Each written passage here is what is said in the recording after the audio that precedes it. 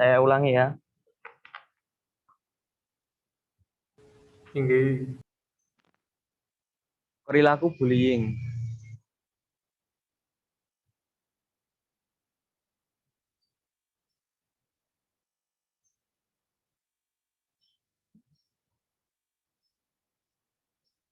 Pengertian bullying. Bullying berasal dari bahasa Inggris yang asal katanya bully. Jika diartikan dalam bahasa Indonesia berarti menggertak atau mengganggu. Menurut Ulweus, bullying merupakan suatu perilaku negatif berulang yang bermaksud menyebabkan ketidaksenangan atau menyakitkan oleh orang lain, baik satu atau beberapa orang secara langsung terhadap seseorang yang tidak mampu melawannya.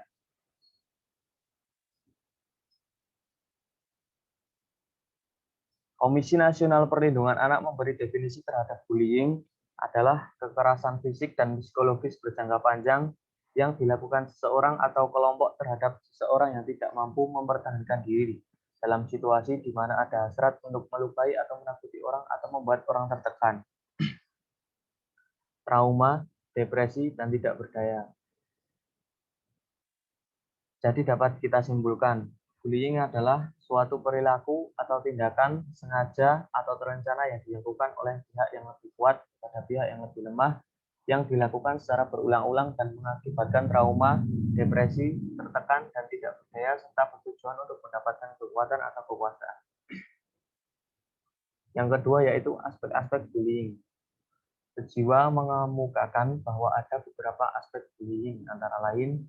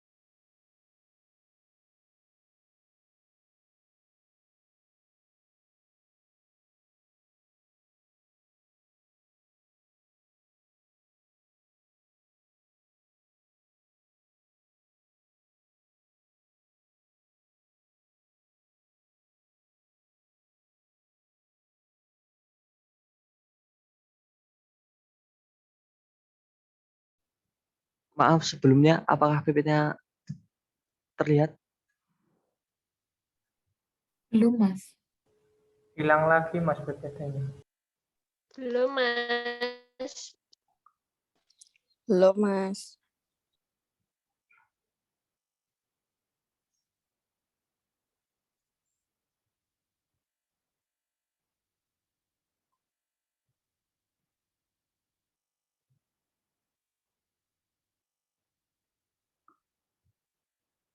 Ini sudah terlihat ya?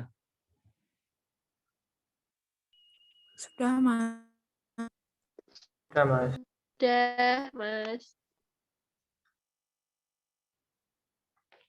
Baik, saya lanjutkan.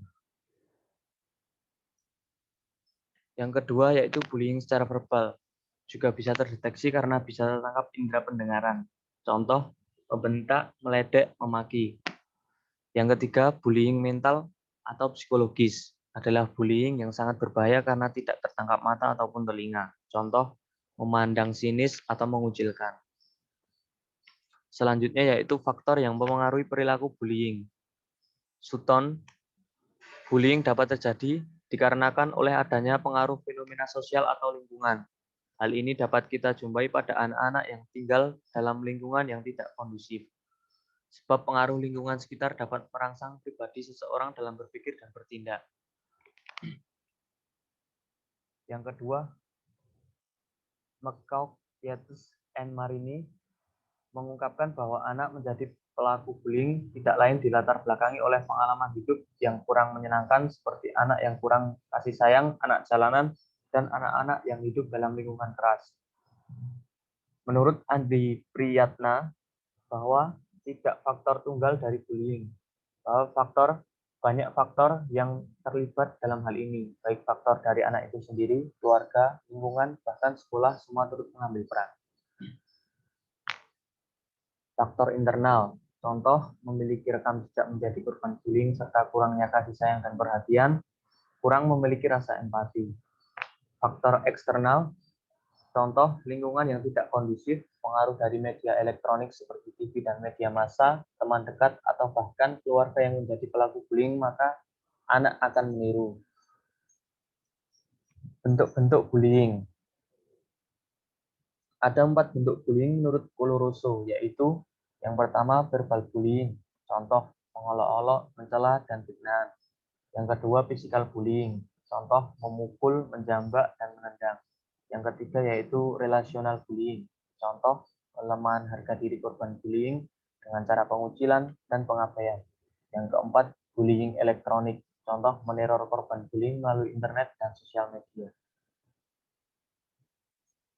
Selanjutnya, karakteristik bullying. Menurut Rigby, menguraikan beberapa karakteristik pelaku bullying, diantaranya yang pertama, tidak matang secara emosional. Yang kedua, tidak mampu menjalin hubungan dengan akrab. Yang ketiga, kurang peduli terhadap orang lain. Yang keempat, mudah marah dan impulsif. Yang kelima, tidak memiliki rasa bersalah ataupun menyesal.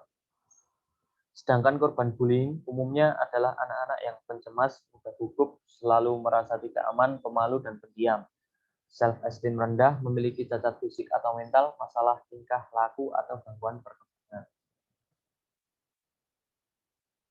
Pelaku bullying secara psikologis, pelaku lebih agresif, hiperaktif, dan destruktif. Sifat mendominasi, memiliki rasa toleransi yang rendah, sedangkan secara fisik lebih kuat dan memiliki kecakapan komunikasi. Secara sosial memiliki jumlah massa yang banyak. Sementara korban bullying, secara psikologis, korban memiliki kemampuan yang berbeda, seperti mengalami kendala belajar seperti slow learner, Down syndrome, dan lain-lain. Umumnya adalah anak-anak yang pencemas, mudah gugup, selalu merasa tidak aman, pemalu, dan pendiam, memiliki self-esteem yang rendah, memiliki cacat fisik atau mental, masalah tingkah laku, atau gangguan perkembangan. Dampak bullying. Bagi pelaku bullying, yang pertama yaitu tidak bisa mengembangkan hubungan pertemanan yang sehat. Yang kedua, kurang memiliki sikap open-minded. Yang ketiga, sering berkelahi dengan temannya. Bagi korban bullying, yang pertama, depresi. Yang kedua, prestasi akademik akan menurun. Yang ketiga, psikologis akan terganggu. Yang selanjutnya yaitu mencegah dan melawan bullying. Hal yang dapat dilakukan dalam mencegah dan melawan bullying antara lain, yang pertama, hindari cari gara-gara dengan pelaku bullying. Yang kedua, jangan berada di dekat dengan orang yang suka melakukan tindakan bullying atau berada di sekitar mereka. Yang ketiga, kenali dan perhatikan pelaku bullying. Yang keempat, jangan ikut-ikutan melakukan tindakan bullying dalam bentuk apapun. Yang kelima, lakukan perlawanan diikuti dengan berteriak, lari, atau tindakan apapun sambil mencari pertolongan. Yang terakhir yaitu catatlah tempat orang-orang yang terlibat dan jenis gangguan yang mereka lakukan. Laporkan pada orang tua, guru, atau pihak berwajib. Kesimpulannya, bullying adalah suatu perilaku, tindakan, sengaja atau terencana yang dilakukan oleh pihak yang lebih kuat kepada pihak yang lebih lemah yang dilakukan secara berulang-ulang dan mengakibatkan trauma, depresi, tertekan, dan tidak berdaya serta bertujuan untuk mendapatkan kekuatan atau kekuasaan. Bentuk-bentuk bullying ada 4, yaitu verbal bullying, physical bullying, relational bullying, bullying elektronik.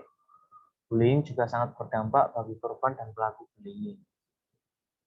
Banyak perilaku bullying yang terjadi di lingkungan sekitar kita, tetapi tingkat kesadaran kita akan perilaku bullying masih rendah. Melalui materi ini, semoga dapat memberikan pemahaman tentang perilaku bullying, sehingga mampu meningkatkan kesadaran kita terhadap perilaku bullying. Terima kasih. Mungkin sedikit materi yang dapat saya sampaikan, kurang lebihnya mohon maaf. Wassalamualaikum warahmatullahi wabarakatuh. Waalaikumsalam warahmatullahi wabarakatuh. Waalaikumsalam warahmatullahi wabarakatuh. Warahmatullahi wabarakatuh. Ya, terima kasih Mas Fikri. Berikutnya, Mbak Eni.